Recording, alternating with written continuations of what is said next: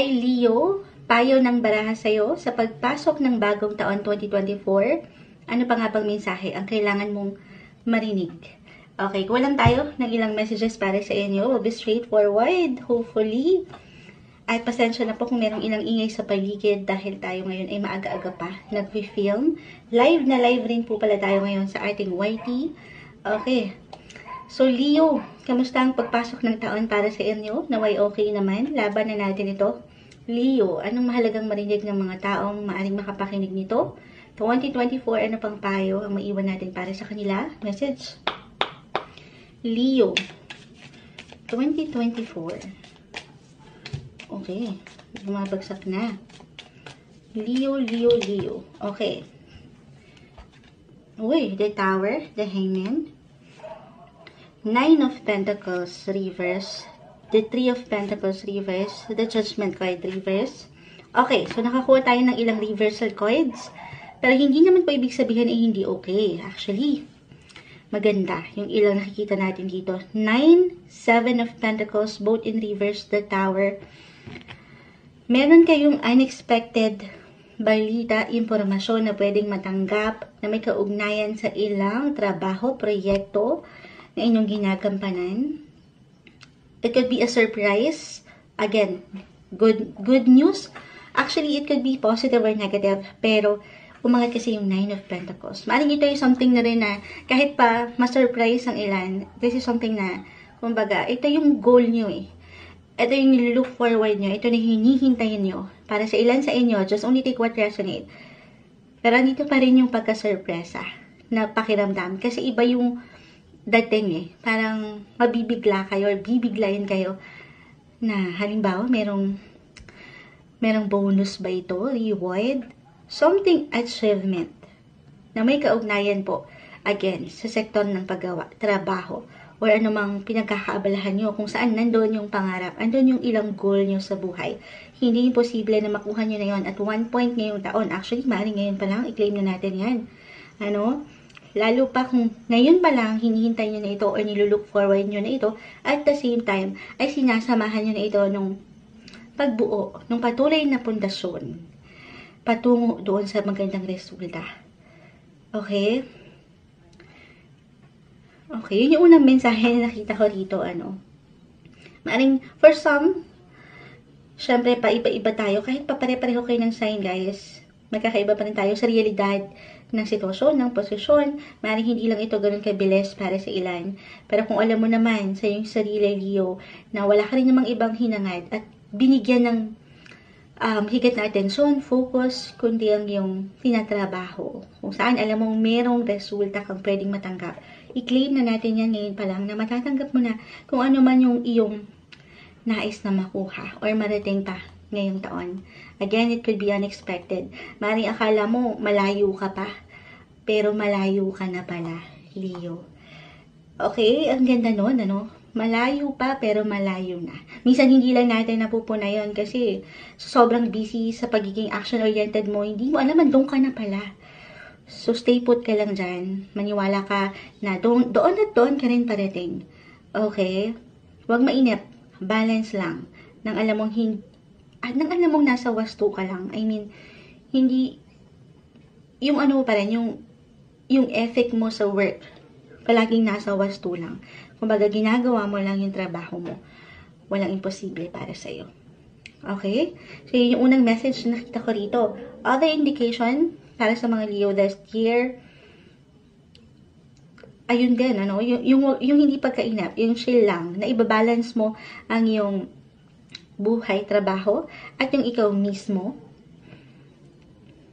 Especially kung meron kayong ilang napornada, na ilang goal, nitong nakalipas na buwan ng taon 2023. Halimbawa, kung meron kayong ilang New Year's resolutions na gusto nyo talagang panindigan, why not ngayon pa lang, January? Paniwalaan nyo ang iyong kakayanan, Leo, dahil walang imposible. Meron kasi ditong parang yung ilang hindi nyo nagawa or napanindigan nitong mga nakalipas na buwan sa inyong buhay or taon. This time, ito na yung bibigyan nyo ng pag-aksyon. Lalo pa po pagdating sa inyong mga kalusugan.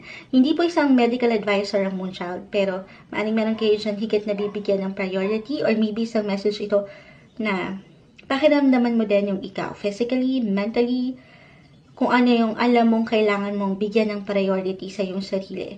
Para higit mong mapayabong ang iyong buhay, paggawa, trabaho, pera. Kasi, di ba totoo naman yun kapag ito parang message kay Moonchild to. Bilang, I have my ascendant in Leo. So, ayan, message na message kay Moonchild na pangalagaan yung ikaw. Kumbaga, magpalakas. Ayan, para lalo nating magampanan itong mga hangarin pa natin sa buhay, paggawa especially. Paano nga ba natin magagampanan ng mas may husay, mas may lakas ang isang gawain, yung mga goal natin in life, kung tayo mismo pala ay pagod. Okay, hindi nagiging okay. So, take care of yourself, Leo. Self-care, self-love pa rin. Okay. Other indication, manatiling open sa ilang possibilities. The Three of Pentacles kasi is in reverse. Kasi parang ang focus nyo lang sa inyong gawain, trabaho. Okay, so inayos lang po natin ng mga bagay-bagay. Nag-erase tayo ng ilang files. But anyway, Leo, tuloy ka lang sa iyong pakikibakang ngayong taon. Dahil kung ano naman yung patuloy mong binibigyan ng effort, pag-action, may pagbibigay din kasi dito sa iyong ginagawa, sa iyong tinatrabaho. At isa ka doon sa matatawag na hindi imposible maging successful this year. Sa paraan mo, okay, na alam mong meron at meron kang mararating. Meron at merong something na good vibes, good energy, big amount of money. Claim na natin yan kasi dito nakikita ko yung bungay ng inyong patuloy na pinaghihirapan, guys. Kung saan kayo higit na, nag-iiwan ng higit na atensyon, wala pong imposible. Na dyan ay meron at meron kayong matatanggap. Okay? Something benefits ito mula sa inyong pinaghihirapan. Lalo pa kung hindi kayo sumusuko, kagaya ng aming doggies. At patuloy lang kayong lumalaban. Ito lang ayan. Sana tayo. Ang hirap kapag daytime, maraming ingay. But anyway, ito lang. Nakikita natin medyo wala namang perfect na sitwasyon, Leo. Pero meron kayong unexpected rin. Ayan, the tower kasi ay narito na kaharapin ngayong taon na may kaugnayan bilang nag-highlight ang inyong buhay paggawa. Ayan. Or ilang katrabaho ito na parang mararamdaman nyo na medyo kung kanina kung nakapakinig kayo sa mga Aries, bilang yun yung una natin, meron din tayong pakiramdam doon na merong parang nagiging possessive or medyo negative yung energy na hindi okay, na parang nagiging mapagmataas or nagiging judgmental. The judgment card is in reverse. Parang bossy yung dating, okay, na ito, na ayaw nating maging hindrance or maging balakid pa doon sa nakikita nating success para sa inyo. Huwag kayong magpatalo dyan. Okay? Huwag kayong pangunahan ng emosyon. Sabi ko nga, laban lang. Sa kabila ng pwede nyong ma-encounter na tensyon. Ayan. Minsan kailangan lang din talaga nating i-balance ang ating pakiramdam Minsan, hindi maiwasan na maapektuhan tayo ng ilang tao sa paligid, pero tuloy ka lang. It's okay to pause at one point this year, to step back, mag-reflect, mag-recharge ng yung energy, pero wag kang susuko. Wag mong tambayan yung tensyon na yon. Dahil wala tayong mapapala doon, Leo. Okay? Diretso tayo sa ating goal. Dahil ang ganda nung nakikita natin na resulta or sorpresa na pwedeng dumating sa inyo ngayong taon. Para sa inyo, 2024, Leo.